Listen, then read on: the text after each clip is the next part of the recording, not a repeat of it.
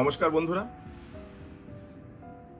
সাম্প্রতিক বাংলাদেশে চিন্ময় কৃষ্ণ দাস ব্রহ্মচারী নামে একজন হিন্দু সম্প্রদায়ের সাধু, যিনি সংখ্যালঘু সম্প্রদায়ের নেতা হিসাবে সে দেশে কাজ করছিলেন, তিনি জামিন পেলেন না। এটা নিয়ে খবর নানা মাধ্যমে সারা দেশব্যাপী আমরা শুনতে পাচ্ছি, বিদেশেও শোনা যাচ্ছে যে তিনি জামিন পেলেন না। একটা কোনো দেশে একজন অপরাধী বলবো না, অভিযুক্ত, তিনি জামিন পাবেন কিনা সেটা সে দেশের আইন এবং বিচার প্রক্রিয়ার বিষয়। এটা নিয়ে কোনো প্রশ্ন থাকতে পারে না। একজন অভিযুক্ত যদি এমন কিছু অপরাধ করে থাকেন যে সেটা জামিন পাওয়ার যোগ্যই নয়, তাহলে তিনি তো অবশ্যই জামিন পাবেন না। এটা কিন্তু খুবই স্বাভাবিক যে তিনি জামিন পাচ্ছেন না, তিনি এমন কিছু অপরাধ করেছেন, তার জামিন হওয়াটা সংবিধান অনুযায়ী হচ্ছে না।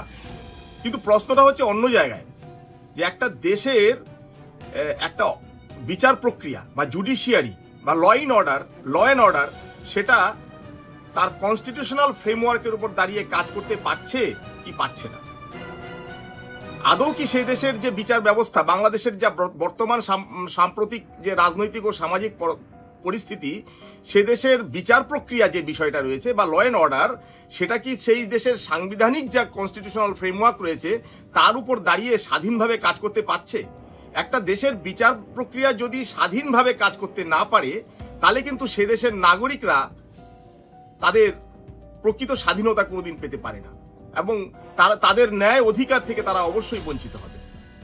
কোনো দেশের বিচার প্রক্রিয়া বা বিচার ব্যবস্থা যদি সে দেশের ক্ষমতাসীন রাষ্ট্রীয় দল বা পলিটিক্যাল পার্টি বা সে দেশের বিভিন্ন শক্তির দ্বারা প্রভাবিত হয় এবং বিচারপতি বা বিচার ব্যবস্থা যারা পরিচালনা করেন, সেই বিচারকরা তারাও তো সাধারণ মানুষ, তাদের মধ্যে যদি একটা আতঙ্ক থাকে এবং তাদেরকে যদি বাইরে থেকে চাপ দেওয়া হয় বা সেই বিচারপতিদের নিয়োগ যদি রাজনৈতিক নেতারা করে থাকেন যোগ্যতার ভিত্তিতে না করে, তাদেরকে যদি দলীয়ভাবে নিয়োগ করে থাকেন বা সেই পুরো বিচার ব্যবস্থাকে যদি প্রভাবিত করতে থাকে রাজনৈতিক দল বা রাষ্ট্রনেতারা, তাহলে সেই দেশে কি করে বিচার সম্ভব? সেই অবস্থায় বাংলাদেশের যা বর্তমান পরিস্থিতি, বর্তমানে যেখানে এত একটা রাজনৈতিক বিশেষ করে সংখ্যালঘুদের উপর নির্যাতন এবং সামাজিক ব্যবস্থা ভেঙে পড়েছে, যা আমরা দেখতে পাচ্ছি সামাজিকভাবে বিভিন্ন সংবাদ মাধ্যমে, সেখানে আমরা কি করে আশা করব যে একটা কনস্টিটিউশনাল ফ্রেমওয়ার্কের উপর দাঁড়িয়ে স্বাধীনভাবে বিচার ব্যবস্থার মধ্য দিয়ে চিন্ময় কৃষ্ণ দাসেদের জামিন হবে? এই যে আমরা দেখেছি চট্টগ্রাম কোর্টে তার জামিন হয়নি, সেখানকার যারা তার পক্ষের আইনজীবীরা তারা উচ্চতর ন্যায়ালয়ে যাচ্ছেন। আমরা কি আশা করব তিনি সেখানে জামিন পাবেন? আমরা দর্শকদের কাছে এই আবেদন রাখবো, তারা যেন আমাদের কমেন্ট বক্সে জানান। কিন্তু যে অবস্থায় সেই দেশের বিচার ব্যবস্থা চলছে, অবশ্যই আমরা ধরে নিতে পারি যে চিন্ময় কৃষ্ণ দাসেরা সাধুই হন আর অসাধুই হন, তাদের কিন্তু জামিন বা প্রকৃত বিচার তাদের হবে না। আমরা সে দেশে কি দেখেছি? সে দেশে যারা নাকি মানে অত্যন্ত কুখ্যাত জঙ্গিরা এই বিগত কয়েক মাসে সরকারের যা এই অবস্থার মধ্য দিয়ে তারা বীরের সম্মান নিয়ে জেল থেকে বেরিয়ে এসছেন।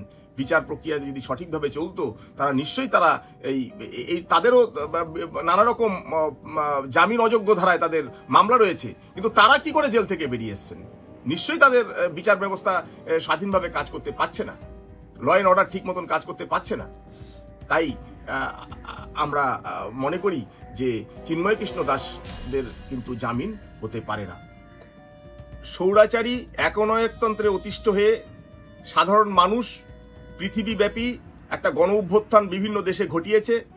এই যে বাংলাদেশের মতন আমরা দেখেছি জর্জিয়া, ইউক্রেন, কিরগিজস্তান, তিউনিসিয়া, শ্রীলঙ্কা, এইসব জায়গায় গণ অভ্যুত্থান হয়েছে। এই গণ অভ্যুত্থানের পরে যে দেশগুলো বিচার ব্যবস্থাকে সঠিকভাবে রাখতে পারেনি, বিচার ব্যবস্থাকে সে দেশের সাংবিধানিক ফ্রেমওয়ার্কের উপর কাজ করাতে পারেনি, আমরা দেখেছি সেই দেশগুলোর সাম্প্রতিক অবস্থা দেখেছি বা দেখছি, সেখানে গৃহযুদ্ধ এবং অর্থনৈতিকভাবে সেই দেশগুলো পঙ্গু হয়ে পড়েছে। আমাদের এখন এটাই দেখার বিষয়, বাংলাদেশ আগামী দিনে তারা কোন অবস্থায় যেতে চাইছে। তারা কি একটা সুন্দর অর্থনৈতিকভাবে সুন্দর দেশে পরিণত হবে, নাকি তাদেরও গৃহযুদ্ধ এবং তাদের দেশেও অর্থনৈতিক একটা সাংঘাতিক দুরবস্থা আসন্ন? এই প্রশ্ন রেখে আজকে আমরা এই ভিডিওটা শেষ করছি। নমস্কার, সবাই ভালো থাকুন।